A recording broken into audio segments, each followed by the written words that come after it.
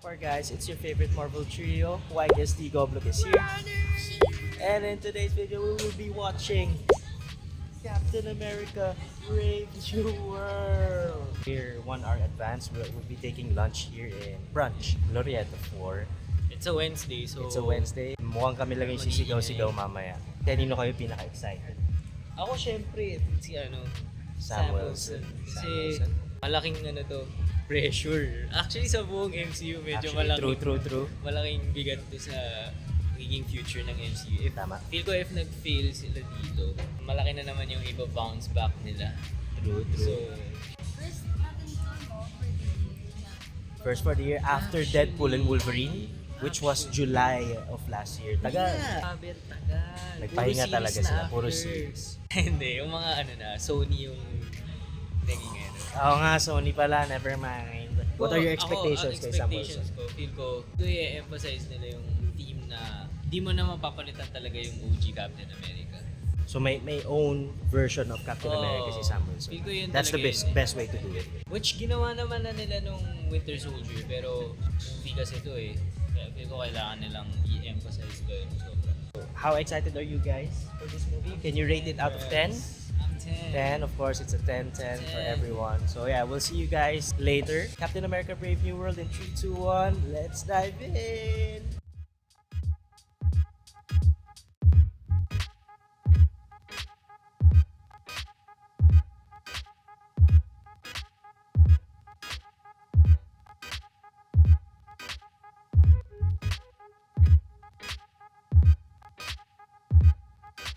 Alright, hey our guys, Marvel Slumber Squad! We just got back from Glorieta 4, so we just finished Captain America Brave New World. It was a great movie. This will be our first after review of an MCU movie. Spoiler warning guys, if you haven't watched Captain America Brave New World, please click away and watch this video after the movie. So let's start things off with the story and plot, my guys. How was Captain America Brave New World for you guys? Did the story feel cohesive, engaging throughout the movie? Actually, fresh yung take for me. Di ko na feel na parang Captain America movie siya.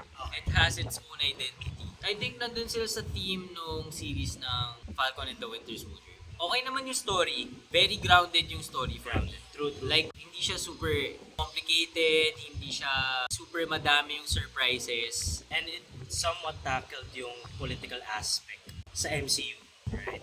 Yeah. Agree ako dun sa mas grounded siya. Kasi parang yung mga past na napapanood natin, mas siya, fictional. Ito kasi, parang maniniwala pa ako na pwede talaga siyang mangyari.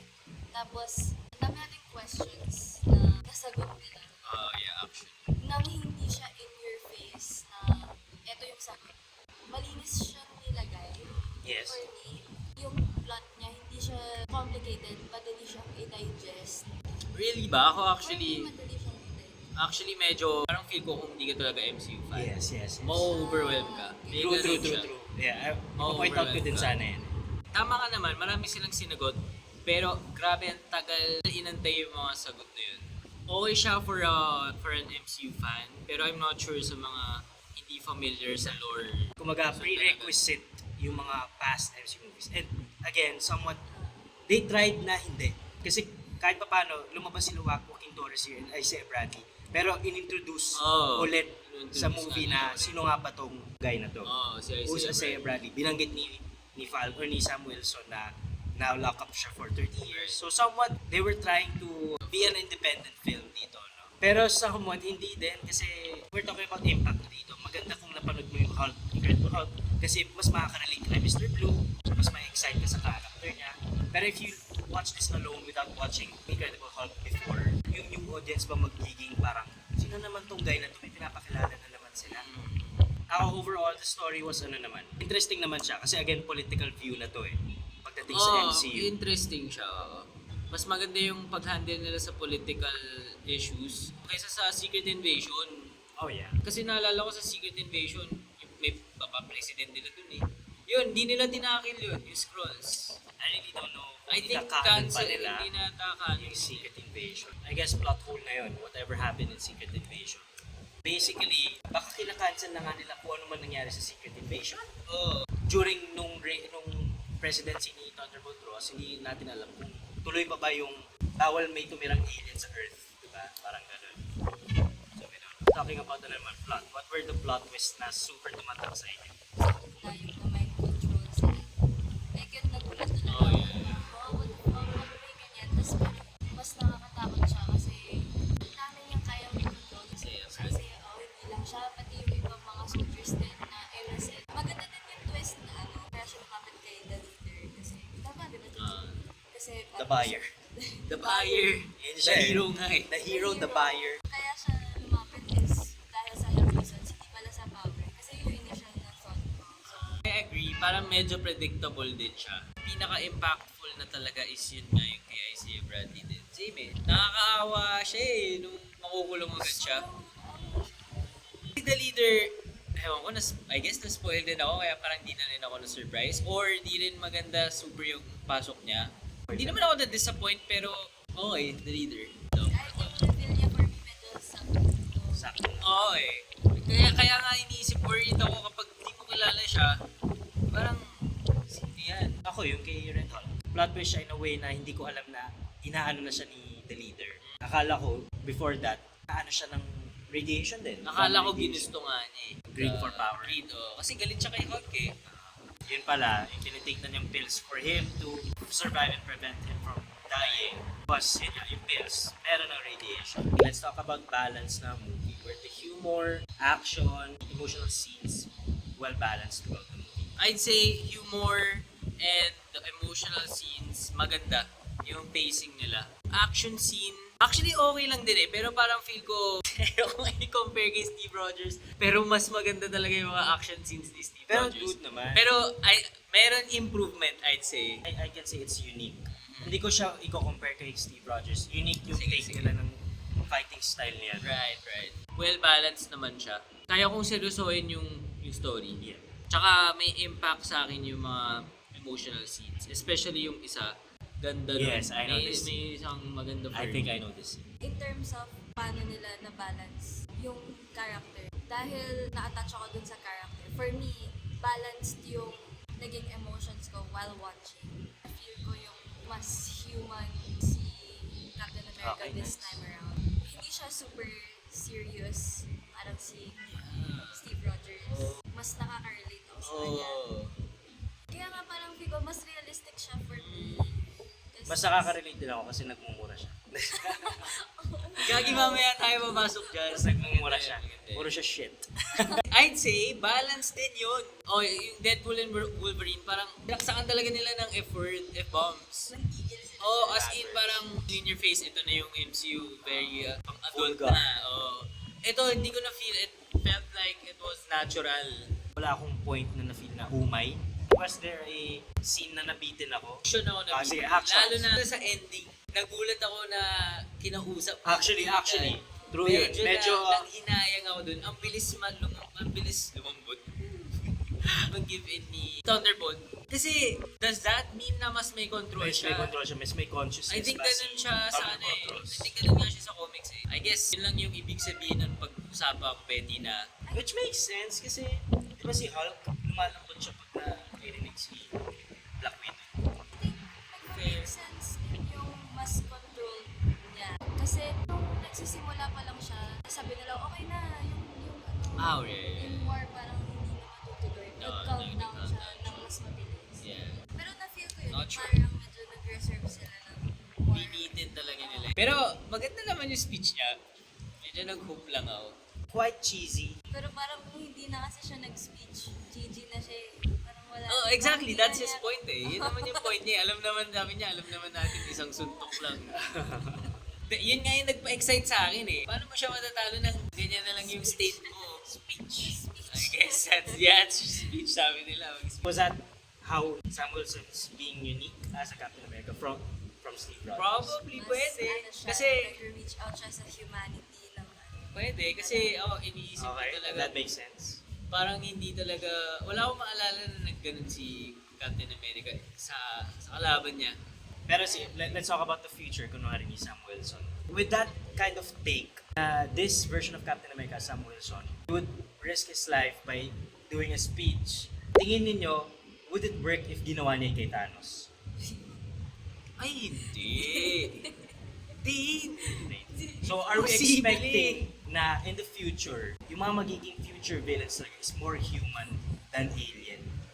We have Kang the Conqueror, which is a human. Actually. We have RDJ's Doom, which is human, hindi siya alien. So I think dun siya nagme-make sense na this is a Captain America that would make a speech to end some battles.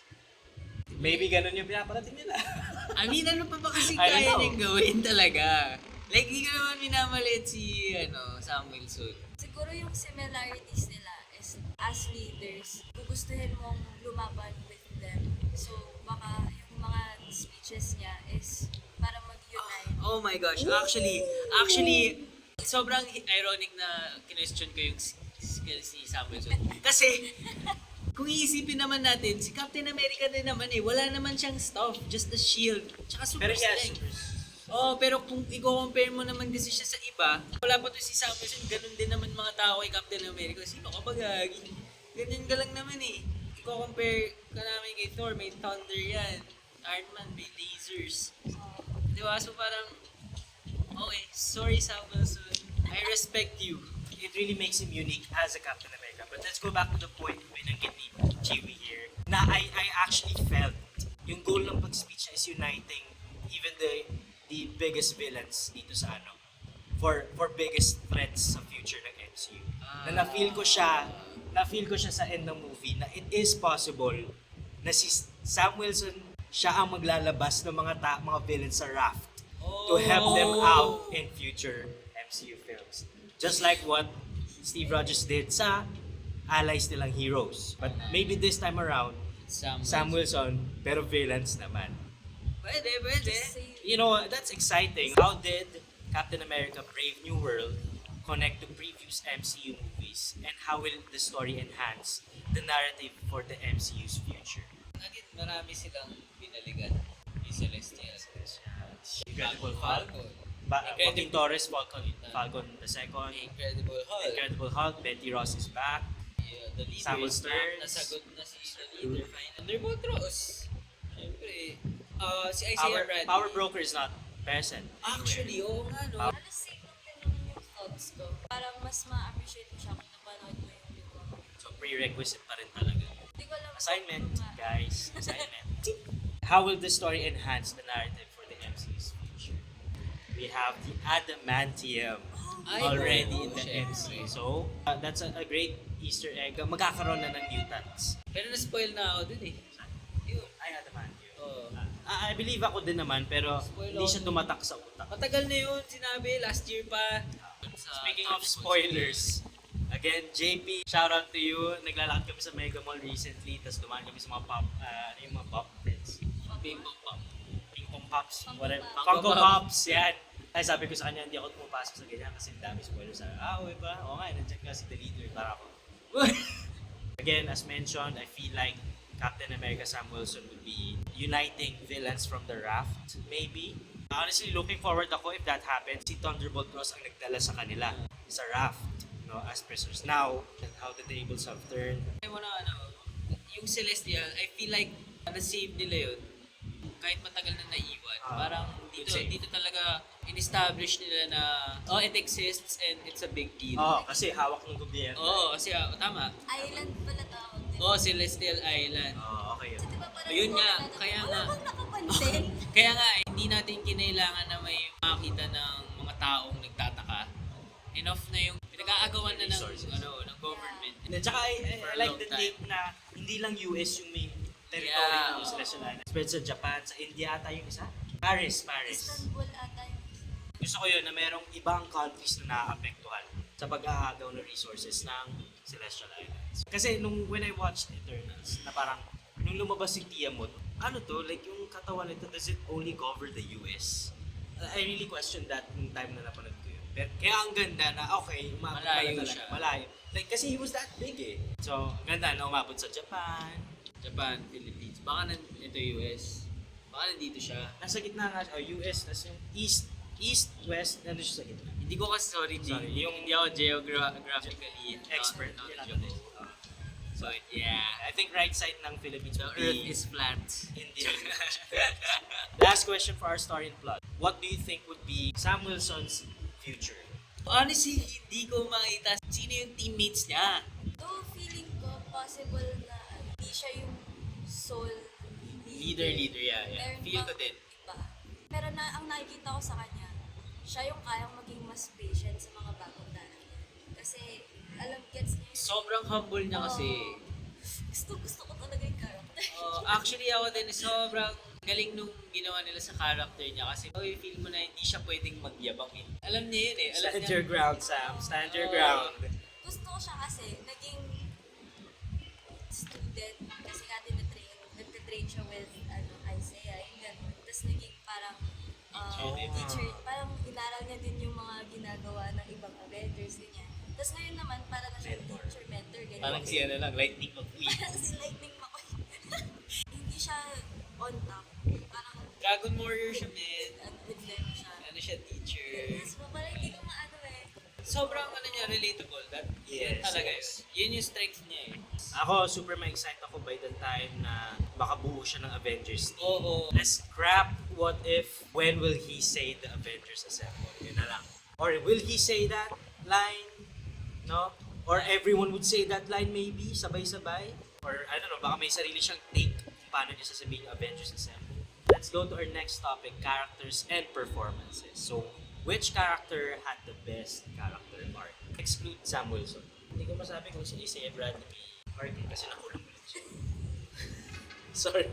Oo nga, Nakulong ulit siya. Naawa ako sa kanya eh. Si Joaquin Torres. I really liked him. Yeah. I think he fits being the second Falcon. Honestly. I guess yun. Good casting sila dun. Ako okay ako sa arc niya kasi nakuha niya yung gusto niya. Consider ko yung arc na nag-ano siya. Arc din Yeah, yun. yeah, yeah, Kasi yeah. natuto siya from it. Yes. Honestly. Matututo siya na hindi siya pwedeng maglaro-laro. Oo. Kasi ganun yung character niya eh. Oo. Puro siya laro eh. So- Kaya lagi siya sinasabihan niya, yung mission mo is not to die. And yun yung nangyari sa kanya. Ganda, Near-death maganda. experience.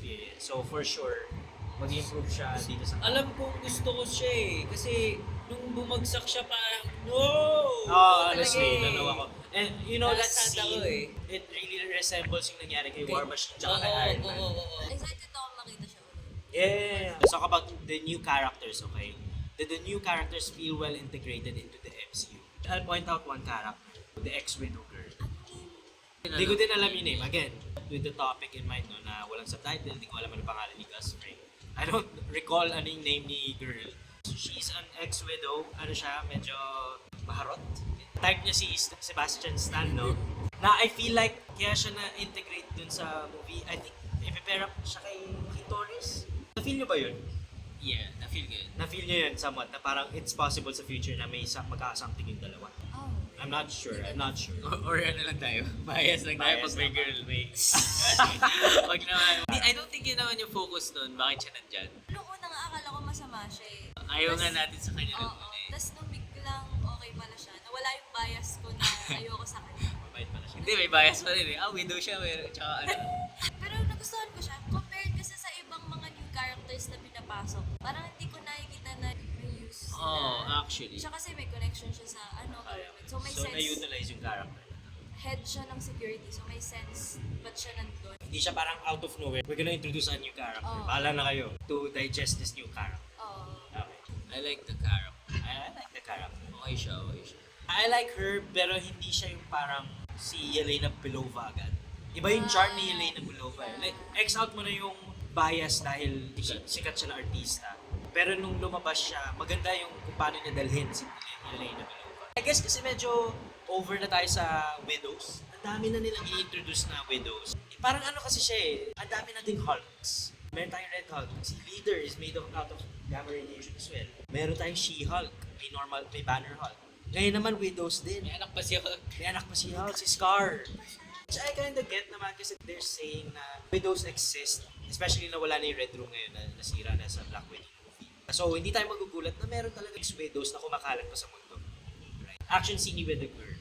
It was obviously a widow Style. Widow style. Gagawin niyo naman din kay ano yan eh, white widow eh. So bakit niyo pa nire-recycle Na nasa Thunderbolts trailer na, meron na naman siyang hallway widow scene. With that being said, be careful pag dumaan kayo sa hallways, guys. Okay, were the villain's motivations compelling and believable? Punta tayo kay the leader. It's valid. It's valid. Kasi again, Thunderbolt Ross promised him freedom once he gets elected as a president. And 5 months later, nakakulong pa rin siya. So, Valid naman, pero hindi impactful sa akin yung execution. Medyo na-confused din ako eh. May gwardiya dun sa loob, tapos di niya binabantayan ano yung ginagawa ng prisoner niya. Di ba nga sa sobrang talino niya, the probabilities. natago na niya yun. Kasi nga lahat ng probabilities na... Fair. Nakaka-calculate na, ganun siya ka-smart. Parang si Baron Zemo lang din siya. Iba yung motivation nila, pero yung style nila, it's quite the same. Mind control. Sobrang, na mas gusto ko pa rin si Baron Zemo. Parang feel ko hindi super na-flesh out yung nagamit siya niya. Tama. Yung maawa ka kay Dalila. Yes, yeah. Revengeful villain ka lang. Pero kung iisipin mo, nakakatakot siya na villain kasi na-plan out na niya matagal in advance na okay, may backup plan ako. Tataasan ko yung sa bills na para Yeah, maging- yun nga, okay naman eh. Hihingi ko lang sana is, yun nga yung execution na bakit siya naging ganyan. Gusto ko sanang makita na parang montage na sobrang in-abuse yung skills niya ni Thunderbolt Ross. Sige. Sa mga characters, kanina si the leader makaka-relate. Sobrang in-abuse. Isaiah Bradley. Oh, Patreon. Kasi siya Kasi din. nakakulong siya tsaka ginamit siya.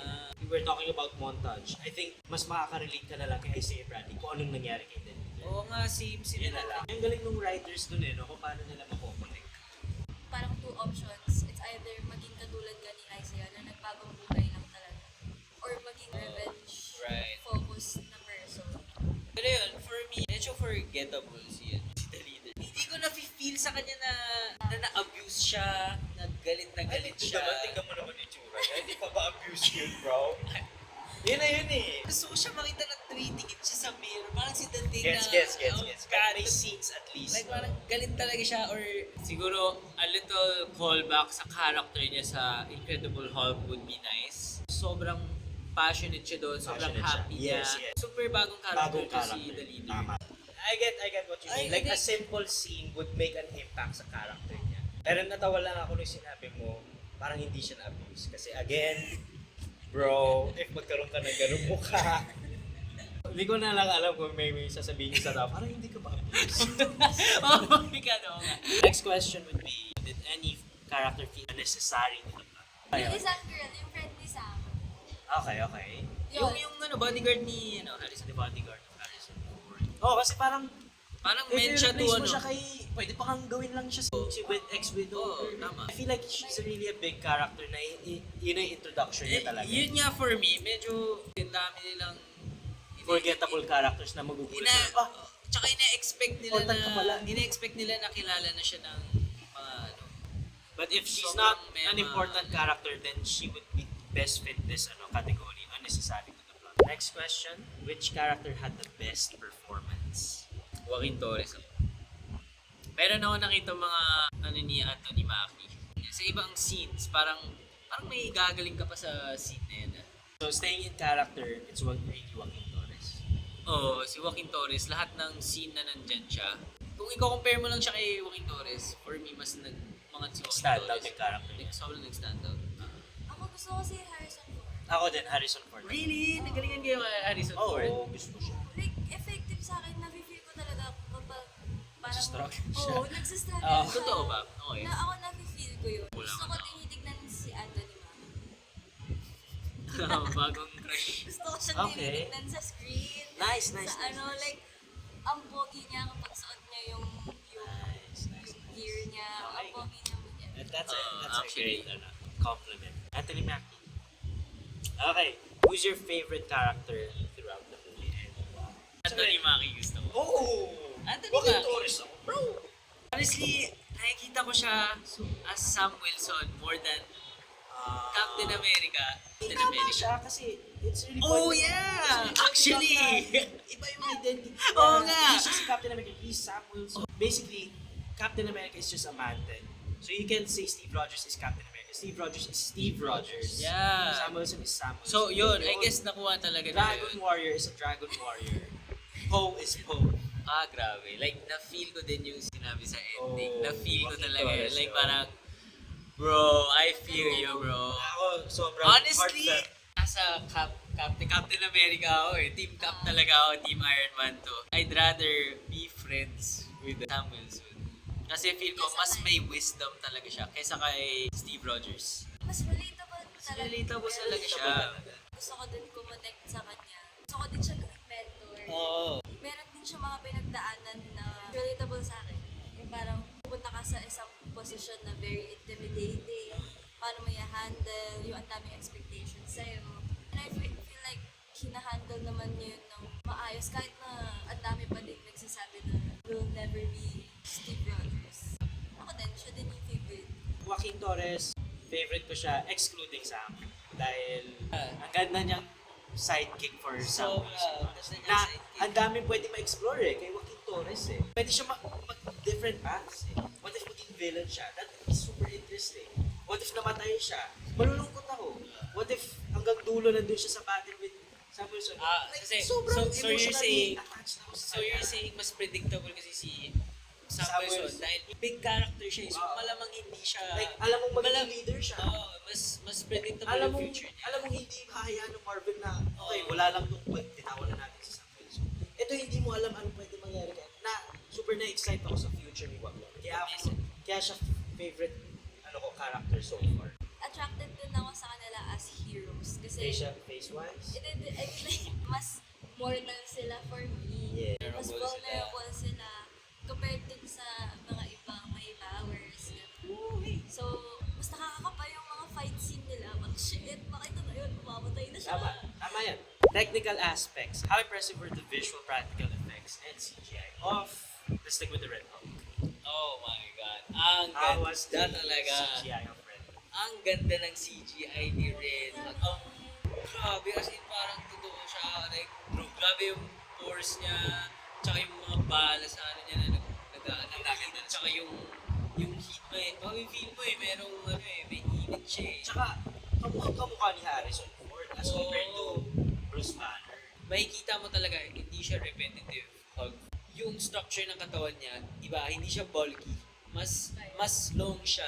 Nung na ulit siya, bumalik siya to normal. Parang na-refresh yung mind ko. Oo nga, batang version lang yun ni Harrison Ford. If gray-haired na kayo guys, magpa-radiation na kayo. Ay, onting CGI na parang, okay, CGI. I know, dito sa may Sakura battle. Yung backdrop nila, Oo. very CGI na. Ramdam mo yung parang, okay, nakay-help yung budget nila. Exactly. Let's go to personal reflections naman. What was your favorite moment or line from the film? Easy Easy, answer. yes. Ako easy answer. Sabay-sabay? Sinong character? 3, 2, 1. Joaquin Torres. Iba sa'yo. Iba sa'yo. Sinabi ni Sam, ni Joaquin Torres na ikaw yung gusto mong maging. Ay, oo! Lagi sobrang iyak ko din. Nung gumano siya parang, oh my God, Sam Wilson, may impact ka sa mga tao. You're the hero I want to be. Parang ganun siya sabi niya. Ganda nun. Oh my God. Nakakaiyak. Actually, well, kahit one is enough talaga. Totoo. Like, Joaquin Torres is enough for me.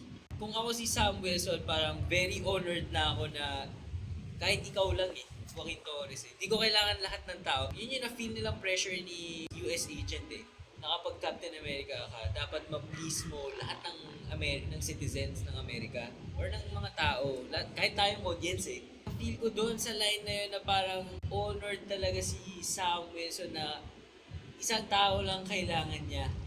Naiyak na naman. Naiyak ako ng scene na yun Parang perfect talaga yung character ni Joaquin Torres para siya yung magsabi nun kay Sam Wilson. Ang ganda talaga. Ang ganda talaga. Actually, you can compare this scene with Kate Bishop and Hawkeye.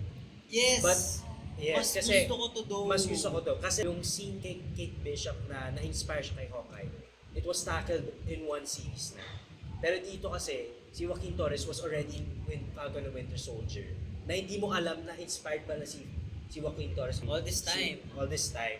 Na dito lang niya ni-reveal na parang ikaw talaga yung gusto ko maging. Tapos parang, Grabe, sobrang... wow. Kaya pala As in, gusto niya maging Falcon 2. Like, siya. if I were Sam Wilson, I would really protect this kid. Oo, from- tsaka Mas malaki pa yung impact niya kasi this whole time, hinahanap ni Sam. Paano ba kasi maging Captain America? Paano Yes. Parang ang laki ng yapak. Yes. Hindi niya alam Yun. na meron nag-a-aspire na maging Maging ikaw. If you were to direct the film, is there anything that you would want to change? Ayun nga, ako yung more exploration kay the leader. Tsaka more battle with Red Hulk. Imagine mo kasi naman, sinet up nila si Red Hulk for so long. Tapos, ganun naging battle niya. Kailan natin siya next makikita? Siguro 2 transformations. Feel ko, enough yung isa. Oo. Kasi dapat nakulong na siya dun sa film. Ito na lang yung pwede nilang gawin dyan, bro. Merong gumagala na Red Hulk na hindi niya na-control the first time, pero hindi natin alam kung sino. Okay. Pero syempre, as a Marvel fan, alam mo na si Thunderbolt. Kaya mako-callback yung ginawa ni General Ross kay Abomination na yan yung ginawa niyo dahil sino yung experiment mo ngayon? Meron kumakalat na Red Hulk. Sino yan? Tapos yun yung plot twist. Siya Ito pala. pala yun, si Thunderbolt Ross na pala. Yung scenes niya, hindi makita yung face niya. Yes. Tapos yung Yan, red- tama. Oo, mga ganun lang. Pwede na yun for me. I think okay na yun. Basta may maganda lang siyang siguro Mas matagal. wreckage ng city or whatever. Let's rate this out of 10. Ready? In 3, 2, 1. 6. 7. 6.5 ako. 6.5. I'm an 8. Grabe ang baba ko! I'm an 8. For reference, rate Love and Thunder na lang. Para hindi sila Grabe! Rate Love and Thunder. Ready? 1, 4. Okay. Ako 1 na ako. 1. One. So, Okay. you can already tell guys na Mababa. mapapa talaga magbigay naman to si Granny here. So that is our after review for Captain America Brave New World, guys. Thank you very much for watching. I hope you guys enjoyed. Please do show us some love by leaving like, subscribe, comment down below who your favorite character is in Captain America Brave New World. Hit the notification bell to not miss any future contents. Again, it's your boy YTST. Goblet is here. Granny! And we are the Marvel's Number Squad. Stay epic, stay legendary, and we'll see you on the next video. Peace!